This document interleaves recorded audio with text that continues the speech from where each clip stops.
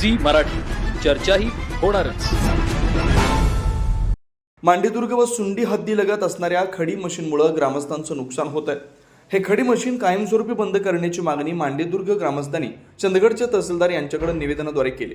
याबाबत अधिक माहिती अशी, दिनांक 26 डिसेंबर रोजी जिलेटिनच्या तीव्र स्फोटामुळे गावातील अनेक घरांना तडे गेले।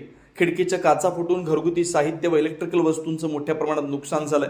या क्रशरच्या स्फोटानं रोहयो योजनेतून बांधलेल्या विहिरींना तडे गेलेत।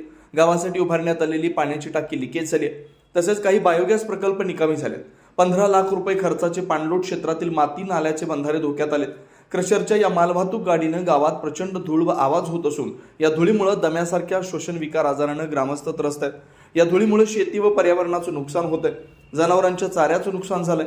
यापूर्वी ग्रामस्थांनी खडी मशीनचे डंपर अडवण्याचा प्रयत्न केला असता खडी मशीन मालकानं ग्रामपंचायत व गावातील युवकांच्यावर खोटे गुन्हे दाखल केल्याचा आरोप ग्रामस्थांनी केला। या संपूर्ण मागणीचा विचार करून क्रशर मशीन तात्काळ बंद करण्यात येऊन नुकसानग्रस्त मालमत्तेचे पंचनामे करून योग्य भरपाई द्यावी, तसेच दोषींवर कठोर कारवाई करावी अशी मागणी ग्रामस्थांनी निवेदनाद्वारे केली। ही मागणी मान्य न झाल्यास 5 जानेवारी 2026 पासून चंदगड तहसील कार्यालयात तिथं साखळी उपोषण व आगामी निवडणुकीवर बहिष्कार टाकण्याचा इशारा देण्यात आला। निवेदन देतेवेळी मांडीदुर्ग गावातील शेतकरी, महिला यांच्यासह युवा वर्ग मोठ्या संख्येने उपस्थित होता। सी मराठीहून ज्ञानेश्वर पाटील, चंदगड।